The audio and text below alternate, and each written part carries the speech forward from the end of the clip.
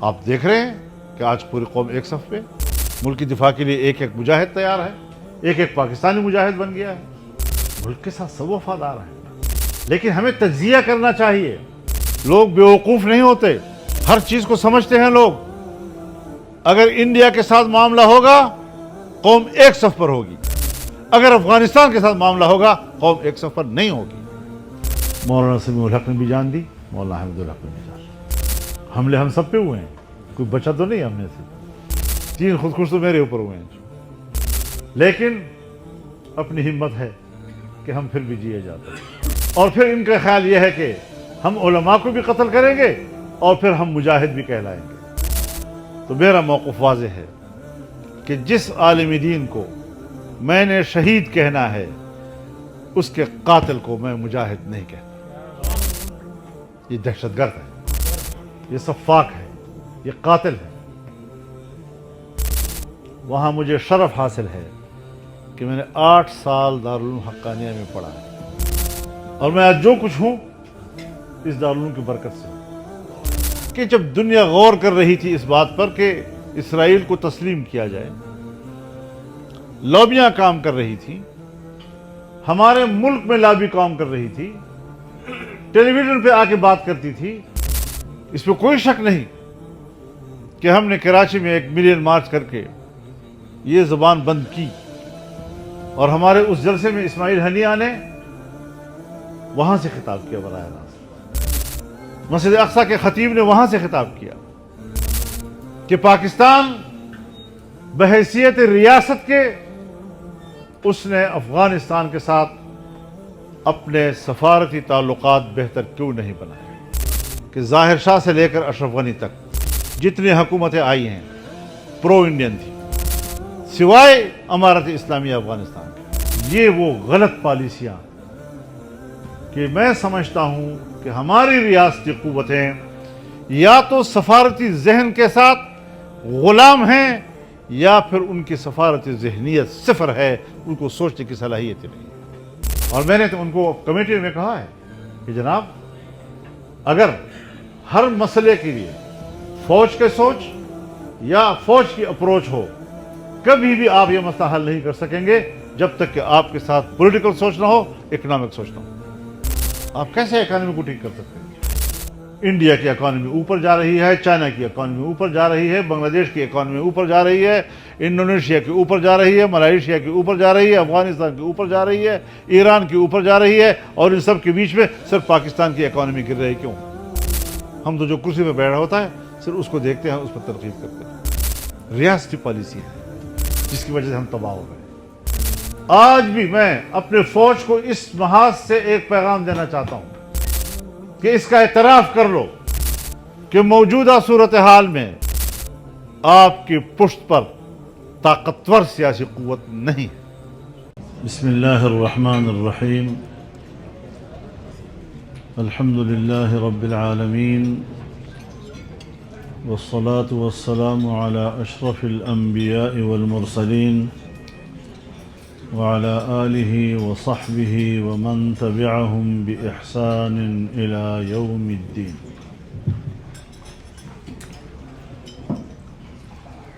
میرے برخوردار عزیز مکرم مولانا عبدالحق ثانی اور میرے عزیز مکرم مولانا راشد الحق صاحب،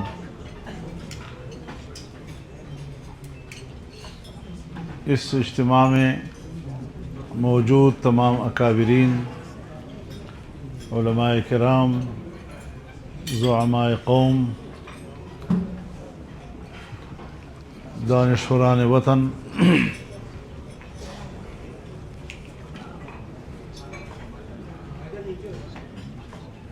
بہت ضروری تھا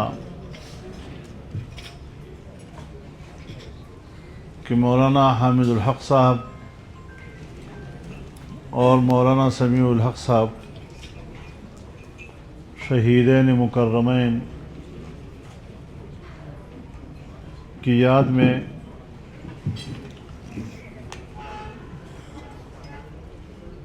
नुखबा शख्सियात पर मुश्तमिल इस इज्तिमा का एहतमाम हुआ।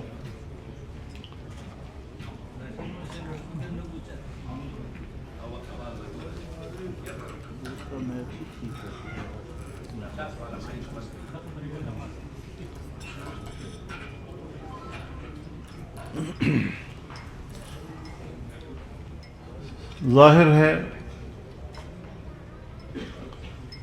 कि हमारा ताल्लुक़ उस सिलसिले के साथ है जहाँ रहलतों और शहादतों पर मातम बर्पा नहीं किए जाते, बल्कि उनके मिशन को ज़िंदा रखने और उनके मिशन को आगे बढ़ाने का अज़्म किया जाता है। तो आज का इज्तिमा भी हमें यही दर्स दे रहा है कि हम अपने असलाफ, अपने अकाबिरीन के उस मिशन को ज़िंदा भी रखें, उसे हमने आगे भी बढ़ाना है। और हम तहरीक हैं। तहरीक समंदर में कोई बहुत बड़ा पत्थर फेंककर एक बड़े धमाके का नाम नहीं, एक बड़े भूचाल का नाम नहीं है, बल्कि तहरीक समंदर के लहरों का नाम है। लहरों में नशेब फराज आता है। लहरें कभी डूब जाती हैं लेकिन फिर उभरती हैं, और लहरें बिल आखिर साहिल पर जाकर दम लेती हैं।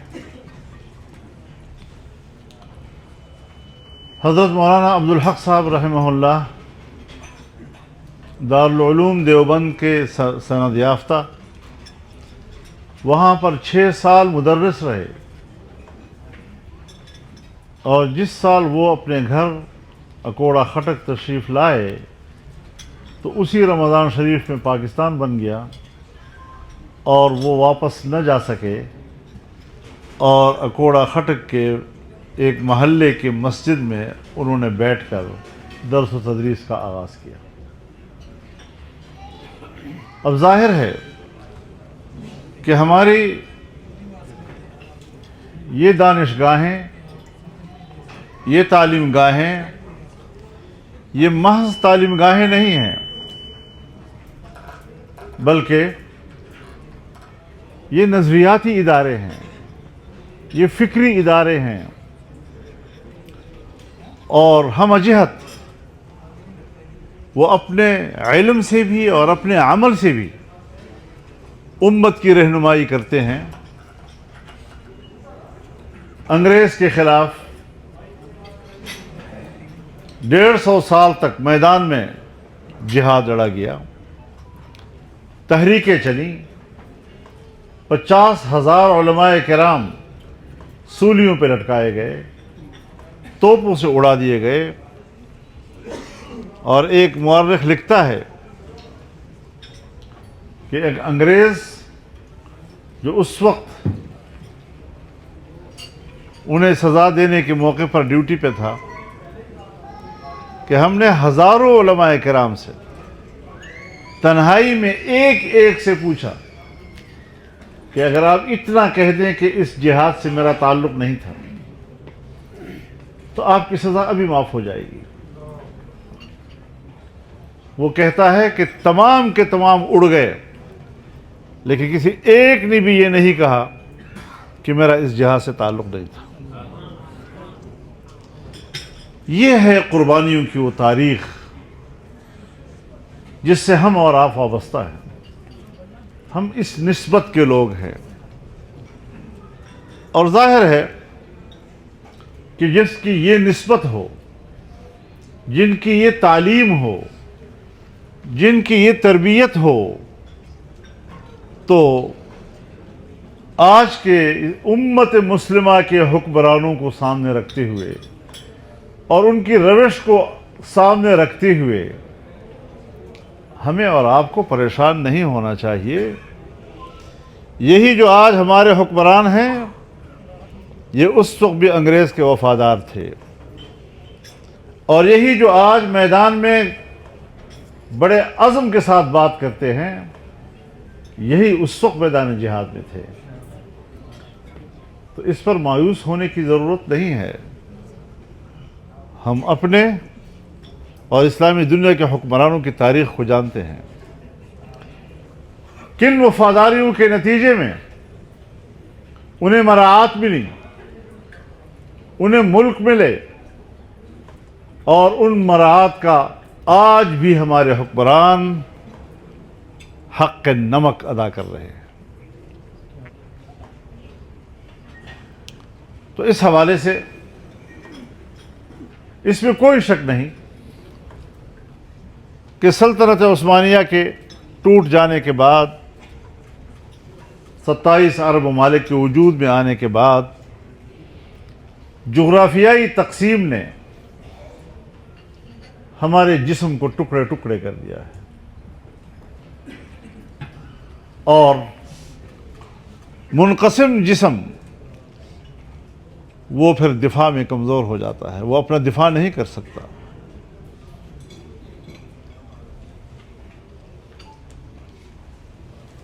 میرے محترم دوستو، اس وقت ہم جہت مشکل میں مبتلا ہیں۔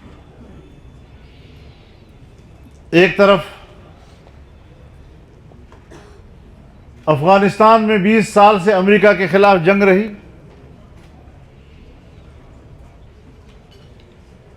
وہ کامیابی سے ہمکنار ہوئی، فتح سے ہمکنار ہوئی، لیکن ابھی وہ مشکل برقرار ہے کہ فلسطین کا موضوع سامنے آ گیا۔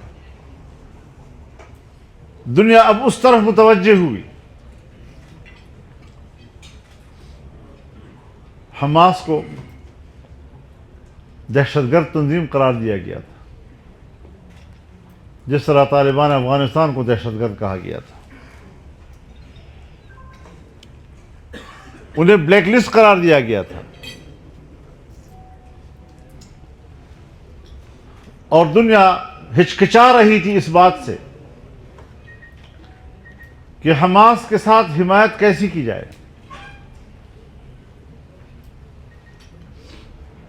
مجھے یاد ہے 7 اکتوبر کو جنگ شروع ہوئی،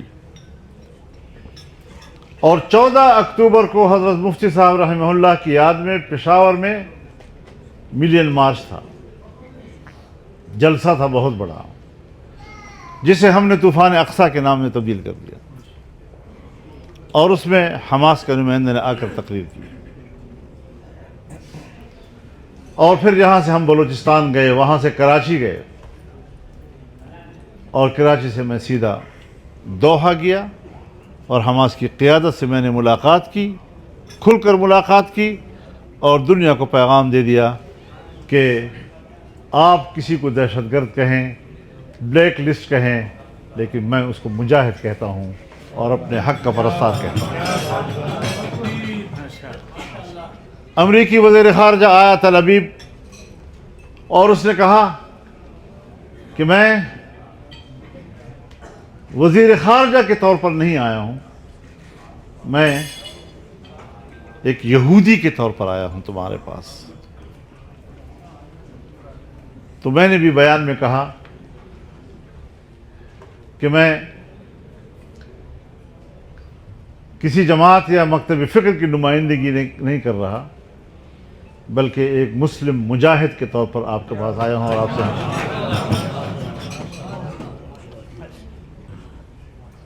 اس مقام پر آ کر پھر سیاسی مصلحتیں ختم ہو جاتی ہیں اگر ایمان کو بچانا ہو تو، پھر گروہی مصلحتیں نہیں رہتی، اور پھر میں اسماعیل ہنیہ کی شہادت پر تعزیت کے لیے گیا۔ مکمل یکجہتی آج بھی برقرار ہے، اور مجھے خوشی ہو رہی ہے کہ ہم تمام مکاتب فکر ہوں، سیاسی مذہبی جماعتیں ہوں، ایک جگہ بیٹھ کر ہم جو آواز بلند کر رہے ہیں، یہ صرف پاکستان کی متفقہ آواز نہیں بلکہ پوری امت مسلمہ کی متفقہ آواز ہے۔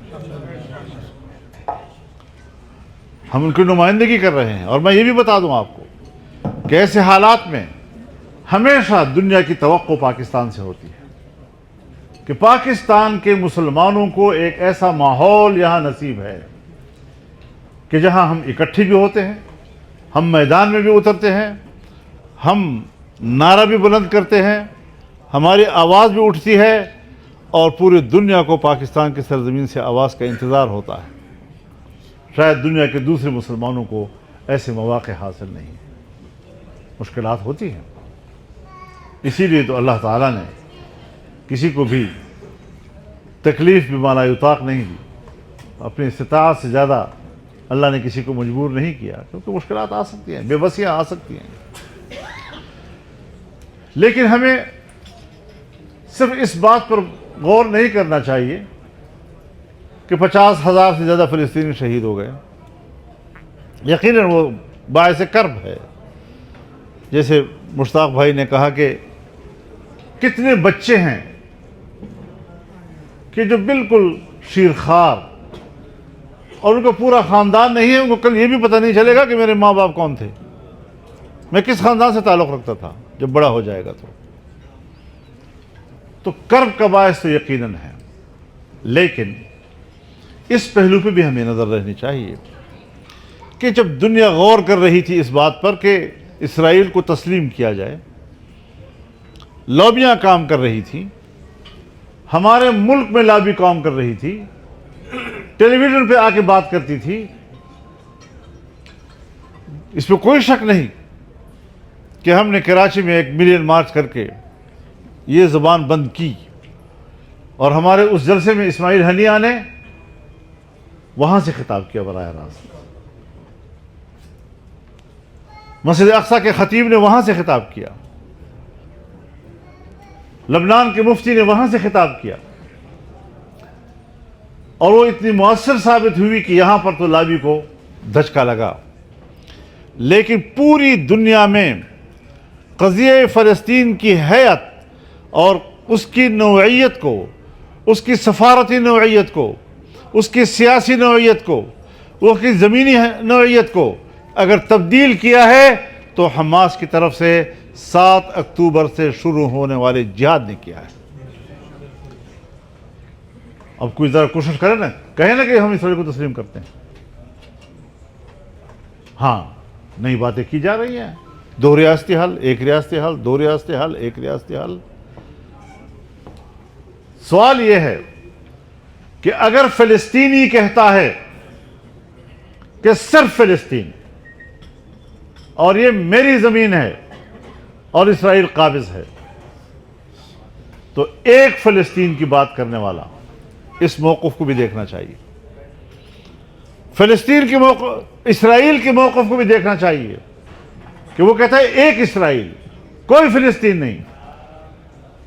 اگر فلسطینی بھی ایک ریاست کی بات کرے اور اسرائیل بھی ایک ریاست کی بات کرے، ہم کون ہوتے ہیں کہ ہم 2 ریاستی حل کی بات کریں؟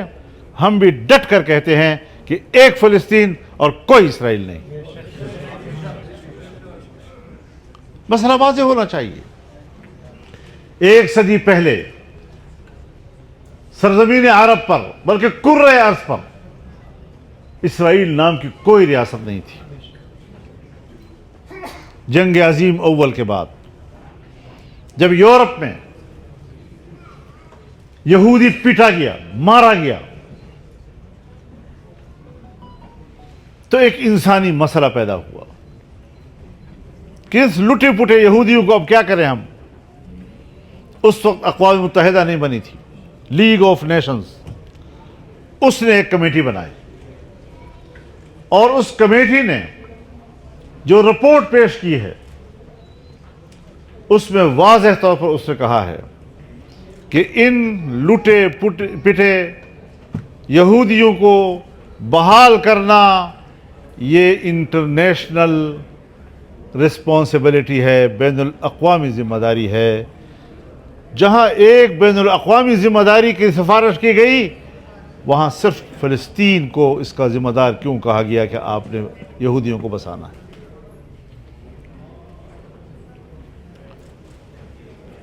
جہاں یہ بھی کہا گیا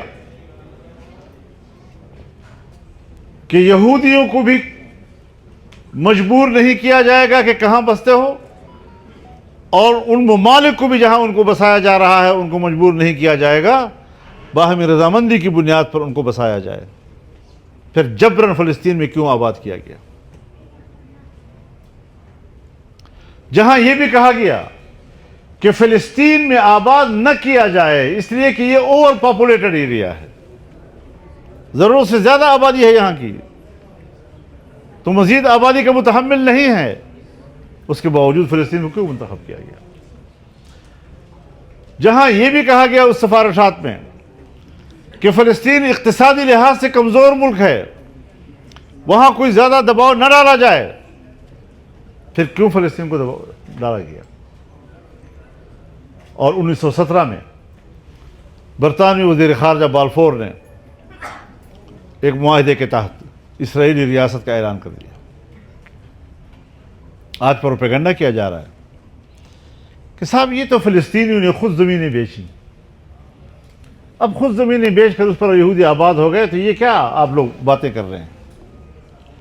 بہت بڑا مغالطہ ہے تاریخی لحاظ سے۔ آپ ریکارڈ دیکھیں، 1917 میں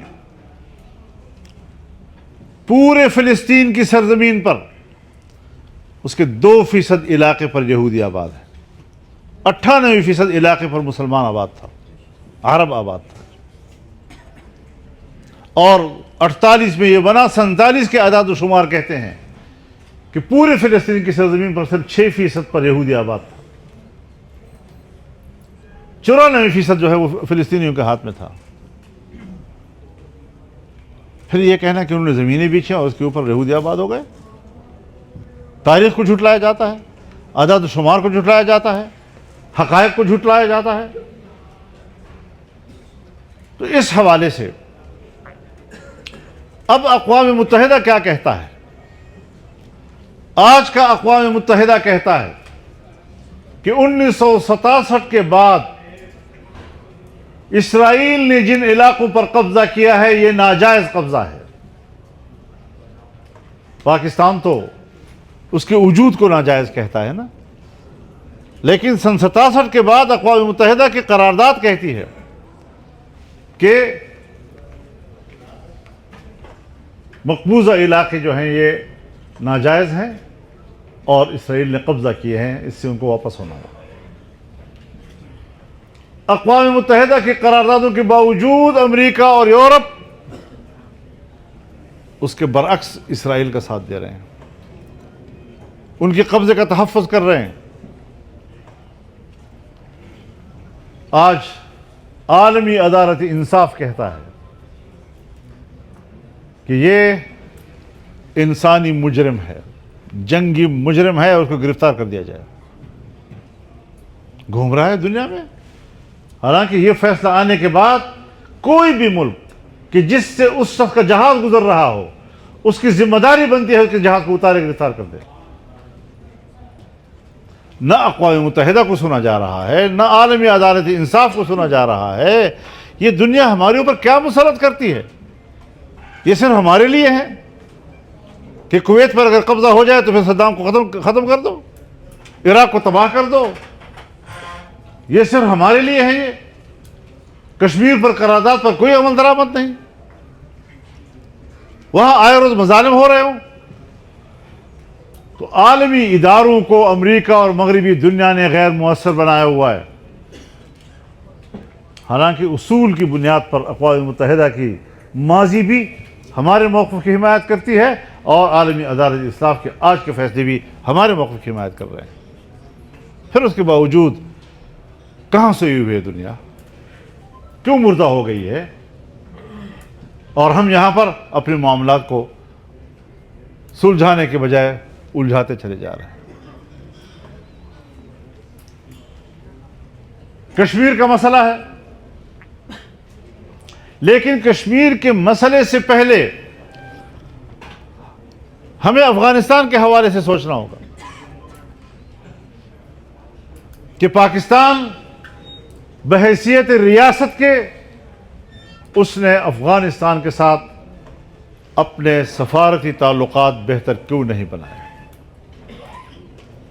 یہ بات یاد رکھیں کہ ظاہر شاہ سے لے کر اشرف غنی تک جتنی حکومتیں آئی ہیں پرو انڈین تھی، سوائے امارت اسلامیہ افغانستان کی۔ اگر ہم کوئی سیاست جانتے، اگر ہم کوئی سفارت جانتے، اگر ہم کوئی اپنا ملکی مفاد جانتے، تو آج افغانستان کو ایک پرو پاکستان افغانستان ہونا چاہیے تھا۔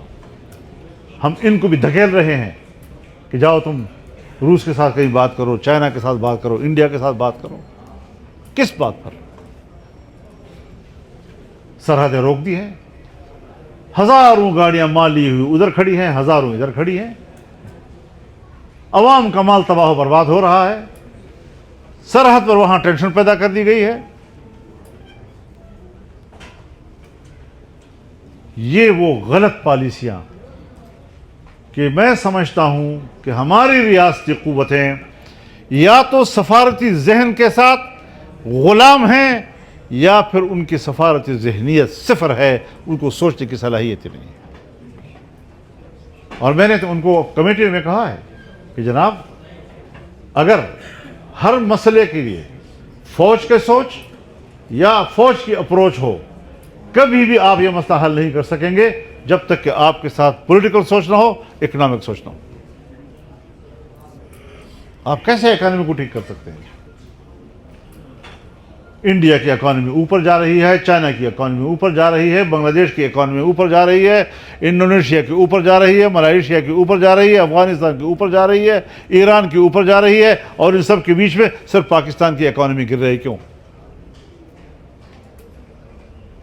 ہم تو جو کرسی پہ بیٹھا ہوتا ہے صرف اس کو دیکھتے ہیں، اس پر تنقید کرتے ہیں۔ ریاستی پالیسیاں ہیں جس کی وجہ سے ہم تباہ ہو رہے ہیں۔ آج بھی میں اپنے فوج کو اس محاذ سے ایک پیغام دینا چاہتا ہوں کہ اس کا اعتراف کر لو کہ موجودہ صورتحال میں آپ کی پشت پر طاقتور سیاسی قوت نہیں ہے۔ آپ کو بھی سیاسی قوت کی ضرورت ہے، آپ کو بھی عوام کی پشت پناہی کی ضرورت ہے۔ زبانی بیانات جاری کر دینا قوم ایک ہے، قوم ایک ہے۔ اب جب ہمیں انڈیا نے چھیڑ دیا اور ادھر سے معاملات خراب ہو گئے، آپ دیکھ رہے ہیں کہ آج پوری قوم ایک صف پہ، ملک کی دفاع کے لیے ایک ایک مجاہد تیار ہے، ایک ایک پاکستانی مجاہد بن گیا ہے۔ ملک کے ساتھ سب وفادار ہیں، لیکن ہمیں تجزیہ کرنا چاہیے۔ لوگ بیوقوف نہیں ہوتے، ہر چیز کو سمجھتے ہیں لوگ۔ اگر انڈیا کے ساتھ معاملہ ہوگا قوم ایک صف پر ہوگی، اگر افغانستان کے ساتھ معاملہ ہوگا قوم ایک صف پر نہیں ہوگی۔ سیدھی بات ہے، اس چیز کو ذرا جانچنا چاہیے، تجزیہ کرو اس بات کا۔ دونوں کے پس منظر مختلف ہے، دونوں کی زمینی صورتحال مختلف ہے،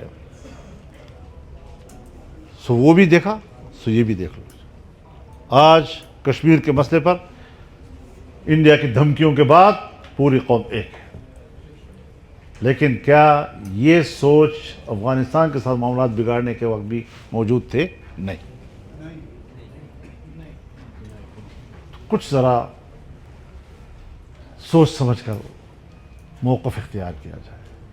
پروپیگنڈے سے کچھ نہیں بنتا۔ میڈیا کے ذریعے دباؤ ڈالو ہمارے اوپر، نہیں، اس سے کچھ نہیں ہوگا۔ ہم اب اتنے چھوٹے بچے نہیں ہیں کہ آپ میڈیا پر ایک فضا بنانے کی کوشش کریں اور ہم اس سے مغلوب ہو جائیں۔ ہم آپ سے بہتر سوچتے ہیں، ہماری اپروچ آپ سے بہتر ہے، معاملات تک رسائی آپ سے ہماری بہتر ہے۔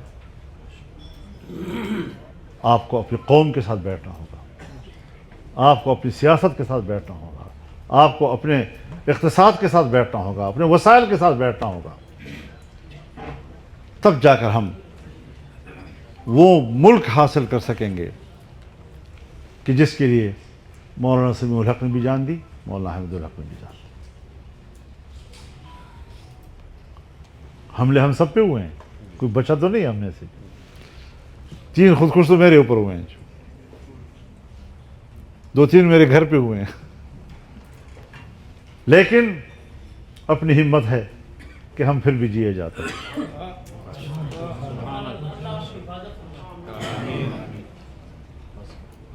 کتنے ہمارے ساتھی شہید ہوئے، کتنے علماء شہید ہوئے، کس جرم میں؟ اور پھر ان کا خیال یہ ہے کہ ہم علماء کو بھی قتل کریں گے اور پھر ہم مجاہد بھی کہلائیں گے. تو میرا موقف واضح ہے کہ جس عالم دین کو میں نے شہید کہنا ہے اس کے قاتل کو میں مجاہد نہیں کہتا. یہ دہشت گرد ہے، یہ سفاک ہیں، یہ قاتل ہیں. میں مولانا سمیع الحق کے قاتل کو مجاہد نہیں مانتا، میں حامد الحق کے قاتل کو مجاہد نہیں مانتا، میں مولانا نور محمد صاحب وانا کے بزرگ کو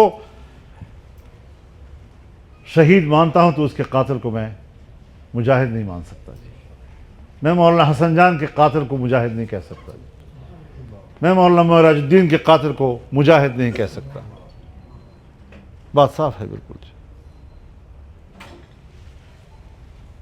مجاہدوں کی طرح آؤ، بات کرو، 2 آدمی بیٹھ کر حلال و حرام کا مالک بن جاتے ہیں. انسانی خون کو حلال کرنے کا فتویٰ 5 آدمی بیٹھ کر طے کرتے ہیں، جبکہ رسول اللہ صلی اللہ علیہ وسلم فرماتے ہیں لَزَوَالُ الدُّنْيَا أَهْوَنُ عَلَى اللَّهِ مِنْ قَتْلِ رَجُلٍ مُسْلِمٍ. پوری دنیا تباہ ہو جائے اللہ کے لیے آسان ہے ایک مسلمان کے خون کے مقابلے میں. انہوں نے اتنا آسان بنا دیا جب چاہے کسی کو قتل کرتے ہیں اور اس کو جہاد بھی کہیں. تو اس حوالے سے میں یہ بھی عرض کر دوں کہ دارالعلوم حقانیہ، جہاں یہ دارالعلوم دیوبند کا تسلسل ہے، وہاں مجھے شرف حاصل ہے کہ میں نے 8 سال دارالعلوم حقانیہ میں پڑھا ہے. اور میں آج جو کچھ ہوں اس دارالعلوم کی برکت سے ہوں. کافی ایسے دور حدیث تک اور حضرت شیخ عبدالحق صاحب رحمہ اللہ کی سرپرستی، نگرانی اور اس کی شفقت کے نیچے میں ان کے احسان کو نہیں بھول سکتا. میں اس تعلق کو کہاں بھول سکتا ہوں. میری زندگی دارالعلوم حقانیہ سے تعبیر ہے. یہ نقصان صرف ان کے خانوادے کا نقصان نہیں، یہ ہمارا نقصان ہے، میرے گھر کا نقصان ہے، میرے خاندان کا نقصان ہے. اور اس میں یہ تنہا نہیں ہے، ہم سب اس نقصان میں ان کے ساتھ شریک ہیں اور انشاءاللہ اس کی تلافی میں بھی ان کے ساتھ شانہ بشانہ رہیں گے. اللہ تعالی ہمارا حامی و ناصر ہو. وآخر دعوانا ان الحمد للہ رب العالمین.